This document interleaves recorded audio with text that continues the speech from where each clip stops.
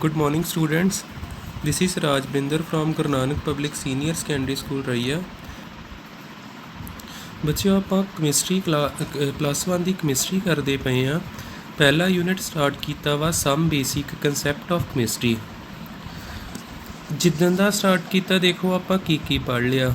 ਆਪਾਂ ਕੈਮਿਸਟਰੀ ਦੀ ਡੈਫੀਨੇਸ਼ਨ ਪੜ੍ਹੀ, ਆਪਾਂ ਮੈਟਰ ਦੀ ਕਲਾਸੀਫਿਕੇਸ਼ਨ ਪੜ੍ਹੀ ਫਿਜ਼ੀਕਲੀ ਕੈਮੀਕਲੀ, ਆਪਾਂ ਪ੍ਰੋਪਰਟੀਜ਼ ਆਫ ਮੈਟਰ ਪੜ੍ਹੀਆਂ, ਫੰਡਾਮੈਂਟਲ ਅਤੇ ਡਰਾਈਵਡ ਪੜ੍ਹੀਆਂ, ਮਈਅਰਮੈਂਟ ਪੜ੍ਹੀ ਜਿਸ 'ਚ ਸਿਗਨੀਫੀਕੈਂਟ ਫਿਗਰ ਅਤੇ ਸਾਇੰਟੀਫਿਕ ਨੋਟੇਸ਼ਨ ਪੜ੍ਹਿਆ। ਸਿਗਨੀਫੀਕੈਂਟ ਫਿਗਰ ਦੇ ਰੂਲ ਕਦੀ ਨਾ ਭੁੱਲਿਓ, ਉਹ ਸਦਾ ਤੁਹਾਡੇ ਕੰਮ ਆਉਣਗੇ। ਹੋਰ ਆਪਾਂ ਇੱਦਾਂ ਕਰਦੇ ਕਰਦੇ ਜੋ ਵੀ ਕੀਤਾ ਹੈ ਅੱਜ ਆਪਾਂ ਕਰ ਲੱਗੇ ਹਾਂ ਲਾ ਆਫ ਕੈਮੀਕਲ ਕੰਬੀਨੇਸ਼ਨ। ਕੱਲ੍ਹ ਵੀ ਸਟਾਰਟ ਕੀਤਾ ਹੈ ਆਪਾਂ ਇੱਕ ਲਾ ਪੜ੍ਹ ਲਿਆ ਸੀ। ਆਪਾਂ ਕੀ ਕਰ ਲੱਗੇ ਹਾਂ ਲਾ ਆਫ ਕੈਮੀਕਲ ਕੰਬੀਨੇਸ਼ਨ। ਇਹਦੀ ਸਟੇਟਮੈਂਟ ਮੈਂ ਲਿਖਾ ਚੁੱਕਿਆ ਅਤੇ ਇੱਕ ਲਾ ਆਪਾਂ ਪੜ੍ਹ ਵੀ ਚੁੱਕੇ ਹਾਂ, ਕਿਹੜਾ ਲਾ ਆਫ ਕੰਜ਼ਰਵੇਸ਼ਨ ਆਫ ਮਾਸ। ਅੱਜ ਆਪਾਂ ਦੂਸਰਾ ਲਾ ਪੜ੍ਹਾਂਗੇ law of constant composition. Law of constant composition ਇਹ ਲਾ ਕਹਿੰਦਾ ਕੀ ਆ ਉਹ ਬਾਅਦ ਦੀ ਗੱਲ। ਪਹਿਲੋਂ ਇਹ ਲਾ ਕਿਸ ਸਾਇੰਟਿਸਟ ਨੇ ਸਾਨੂੰ ਦਿੱਤਾ ਵਾ? ਜੋਸਫ ਪ੍ਰਾਉਸਟ। ਸਾਇੰਟਿਸਟ ਦੇ ਨਾਮ ਵੀ ਥੋੜ੍ਹੇ ਯਾਦ ਰੱਖੋ। ਜੋਸਫ ਪ੍ਰਾਉਸਟ ਤੋਂ ਦੁਆਰਾ ਇਹ ਲਾ ਦਿੱਤਾ ਗਿਆ ਵਾ। ਹੁਣ ਇਹਦੇ ਲਾ ਦੇ ਵਿੱਚ ਕੀ ਕਿਹਾ ਗਿਆ? ਅਕੋਰਡਿੰਗ ਟੂ ਦਿਸ ਲਾ whatever the source of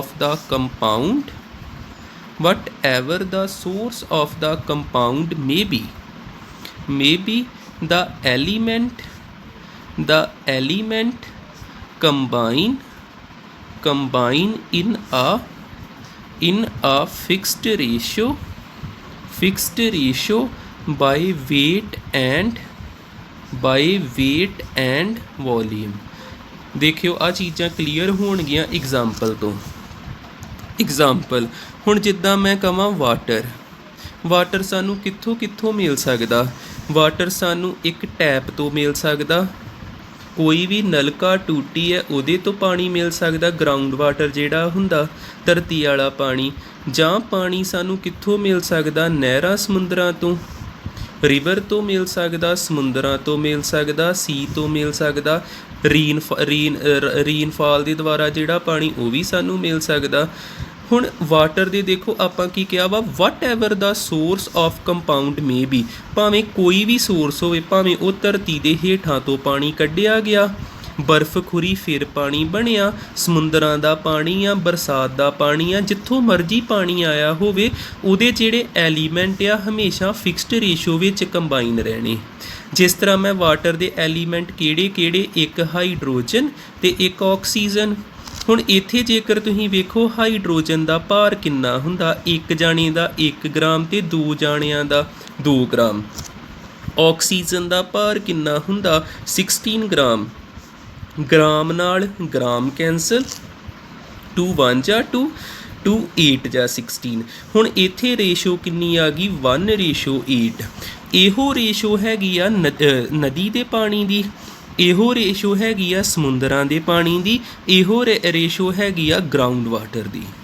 ਇਹ ਰੇਸ਼ੋ ਕਦੀ ਨਹੀਂ ਬਦਲਣੀ। ਆਪਾਂ ਕਿਹਾ ਭਾਵੇਂ ਟੈਪ ਵਾਟਰ ਹੋਵੇ ਤਾਂ ਵੀ ਰੇਸ਼ੋ ਰਹਿਣੀ 1:8, ਭਾਵੇਂ ਰਿਵਰ ਵਾਟਰ ਹੋਵੇ ਤਾਂ ਵੀ 1:8, ਭਾਵੇਂ ਹੋਵੇ ਸੀ ਵਾਟਰ ਤਾਂ ਵੀ 1:8। ਕੰਪਾਊਂਡ ਜਿਹੜੇ ਹੁੰਦੇ ਨਾ, ਆਹ ਕੰਪਾਊਂਡ ਹੀ ਹੁੰਦੇ ਜਿਹੜੇ ਫਿਕਸ ਰੇਸ਼ੋ ਵਿੱਚ ਜੁੜੇ ਹੁੰਦੇ ਆ, ਉਹਨਾਂ ਦੀ ਰੇਸ਼ੋ ਕਦੀ ਵੀ ਨਹੀਂ ਬਦਲਦੀ। ਆਹ ਜਿਹੜੀ ਰੇਸ਼ੋ ਲਿਖੀ ਇਹ ਮੈਂ ਗ੍ਰਾਮ ਦੇ ਥਰੂ ਲਿਖੀ ਆ, ਇਹ ਰੇਸ਼ੋ ਲਿਖੀ ਬਾਈ ਵੇਟ। ਹੁਣ ਮੈਂ ਰੇਸ਼ੋ ਲਿਖਣੀ ਸਿਖਾਉਣਾ ਬਾਈ ਵੋਲੀਅਮ। ਆ ਬਾਈ ਵੇਟ ਲਿਖਤੀ, ਬਾਈ ਵੋਲੀਅਮ ਕਿੱਦਾਂ ਲਿਖੀ ਦੀ? ਜਿੱਦਾਂ H2O ਵਾ, ਇਹ 'ਚ ਕਿੰਨੇ ਐਟਮ ਨੇ? ਹਾਈਡਰੋਜਨ ਦੇ 2 ਲਿਖਿਆ। ਆਕਸੀਜਨ ਦੇ ਪੈਰ 'ਚ 1 ਲੱਗਾ, ਕਿੰਨੇ ਐਟਮ? 1 2:1। ਜਦੋਂ ਆਪਾਂ ਇੱਦਾਂ ਲਿਖਦੇ ਨਾ, ਜੋ ਉਹਨਾਂ ਦੇ ਪੈਰਾਂ ਵਿੱਚ ਲੱਗੇ ਹੁੰਦੇ ਉਹ ਲਿਖਦੇ ਬਾਈ ਵੋਲੀਅਮ। ਹੁਣ ਇੱਥੇ ਇਹਨਾਂ ਦੀ ਰੇਸ਼ੋ ਕਿੰਨੀ ਰਹਿਣੀ? 2:1 2:1 2:1 ਸਦਾ, ਭਾਵੇਂ ਉਹ ਟੈਪ ਵਾਟਰ ਤਾਂ ਵੀ 2:1, ਰਿਵਰ ਵਾਟਰ ਤਾਂ ਵੀ 2:1, ਸੀ ਵਾਟਰ ਤਾਂ ਵੀ 2:1। ਇਹ ਹੈਗੀ ਆ ਬਾਏ ਵੋਲੀਅਮ। ਠੀਕ ਹੈ, ਬਸ ਆ ਇੱਕ ਨਿਯਮ ਹੀ ਤੇ ਆ ਇਹਦੀ ਐਗਜ਼ਾਮਪਲ ਲਈ। ਜੇ ਐਗਜ਼ਾਮਪਲ ਇਹ ਕਲੀਅਰ ਨਹੀਂ ਹੁੰਦੀ, ਐਗਜ਼ਾਮਪਲ ਆਪਾਂ ਇੱਕ ਹੋਰ ਕਰ ਲੈਂਦੇ ਆ। ਜਿਸ ਤਰ੍ਹਾਂ ਹੈਗੀ ਕਾਰਬਨ ਡਾਈਆਕਸਾਈਡ। ਕਾਰਬਨ ਡਾਈਆਕਸਾਈਡ ਜਿਹੜੀ ਆ ਕਿੱਥੋਂ ਪ੍ਰਾਪਤ ਹੁੰਦੀ ਆ? ਜਦੋਂ ਵਹੀਕਲ ਚੱਲਦੇ ਉਹਨਾਂ ਦਾ ਫਿਊਲ ਬਰਨ ਹੁੰਦਾ ਤੇ CO2 ਗੈਸ ਪੈਦਾ ਹੁੰਦੀ। ਆਪਾਂ ਇੱਕ ਕਾਰਬਨ ਡਾਈਆਕਸਾਈਡ ਦਾ ਸੋਰਸ ਲਿਖ ਲਿਆ ਵਹੀਕਲ ਟ੍ਰੈਫਿਕ। ਦੂਜਾ ਆਪਾਂ ਲਿਖ ਲਿਆ ਐਨੀਮਲ ਐਗਜ਼ੇਲ। ਜਿੰਨੇ ਵੀ ਜਾਨਵਰ ਨੇ ਉਹ ਕਿਹੜੀ ਗੈਸ ਐਗਜ਼ੇਲ ਕਰਦੇ ਨੇ? Carbon dioxide.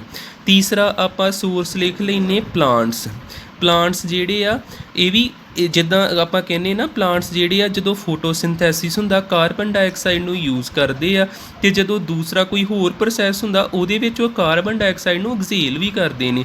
ਪਲਾਂਟਸ ਤੋਂ ਮਿਲ ਸਕਦੀ ਆ, ਐਨੀਮਲ ਐਗਜ਼ੇਲ ਤੋਂ ਮਿਲ ਸਕਦੀ, ਅਤੇ ਵਹੀਕਲ ਟ੍ਰੈਫਿਕ ਤੋਂ ਮਿਲ ਸਕਦੀ। ਪਰ ਇੱਥੇ ਫਿਕਸ ਕੀ ਰਹਿਣਾ ਦੇਖਿਓ, ਕਾਰਬਨ ਡਾਈਆਕਸਾਈਡ ਦਾ ਫਾਰਮੂਲਾ CO2 ਹੋ ਗਿਆ। ਹੁਣ ਇਹਦਾ ਕਾਰਬਨ ਦਾ ਭਾਰ ਹੁੰਦਾ 12 ਗ੍ਰਾਮ। ਇੱਕ ਆਕਸੀਜਨ ਦਾ ਹੁੰਦਾ, ਵੇਖੋ ਹੁਣੇ ਮੈਂ ਲਿਖਿਆ ਸੀ 16 ਗ੍ਰਾਮ, ਇੱਥੇ ਕਿੰਨੇ ਆਕਸੀਜਨ ਨੇ? 2। ਦੋਵਾਂ ਦਾ ਹੋ ਗਿਆ 32 ਗ੍ਰਾਮ। ਗ੍ਰਾਮ ਨਾਲ ਗ੍ਰਾਮ ਕੈਂਸਲ ਹੋ ਗਿਆ, ਇੱਕ 12 ਆ ਗਿਆ, ਇੱਕ 32। ਇਹਨੂੰ ਆਪਾਂ ਕਿਹੜੇ ਟੇਬਲ 'ਤੇ ਕੈਂਸਲ ਕਰੀਏ? 4 ਦੇ। 4 3 ਜਾਂ 12, 4 8 ਜਾਂ 32। ਕਿੰਨੀ ਰੇਸ਼ੋ ਆ ਗਈ? 3:8। ਫਿਰ ਇਹਦੀ ਭਾਵੇਂ ਇਹ ਕਾਰਬਨ ਡਾਈਆਕਸਾਈਡ ਵਹੀਕਲ ਤੋਂ ਮਿਲਦੀ ਪਈ ਤਾਂ ਵੀ ਰੇਸ਼ੋ 3:8 ਰਹਿਣੀ, ਐਨੀਮਲਸ ਤੋਂ ਮਿਲਦੀ ਪਈ ਤਾਂ ਵੀ 3:8 ਰਹਿਣੀ, ਪਲਾਂਟਸ ਤੋਂ ਮਿਲਦੀ ਰਹੀ ਤਾਂ ਵੀ 3:8 ਰਹਿਣੀ। ਆ 3:8 ਕਿਹਦੇ ਦੁਆਰਾ ਵਾ? Bye wait. ਆਪਾਂ ਗ੍ਰਾਮ ਵਿੱਚ ਲਿਖਿਆ ਨਾ, ਭਾਰ ਦੇ ਦੁਆਰਾ ਆਪਾਂ ਰੇਸ਼ੋ ਕੱਢੀਏ। ਜੇਕਰ ਮੈਂ ਇਹੋ ਹੀ ਵੋਲੀਅਮ ਦੇ ਦੁਆਰਾ ਕੱਢਾਂ, ਇਹਦੇ ਪੈਰ 'ਚ 1 ਲੱਗਾ 1, ਇਹਦੇ ਪੈਰ 'ਚ 2 ਲੱਗਾ 2, ਇਹਨਾਂ ਦੀ ਰੇਸ਼ੋ 1:2 ਹੈਗੀ ਆ ਬਾਏ ਵੋਲੀਅਮ। ਆ ਚੀਜ਼ਾਂ ਕਦੀ ਨਾ ਭੁੱਲਣ। ਇਹ ਦੂਸਰਾ ਆਪਾਂ ਇੱਕ ਨਿਯਮ ਪੜ੍ਹ ਚੁੱਕੇ ਹਾਂ, ਲਾ ਆਫ ਕੌਂਸਟੈਂਟ ਕੰਪੋਜੀਸ਼ਨ।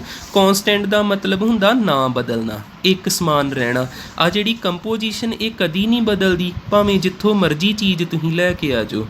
ਠੀਕ ਹੈ, ਇਹ ਆਪਣਾ ਦੂਸਰਾ ਇੱਕ ਨਿਯਮ ਹੋ ਗਿਆ।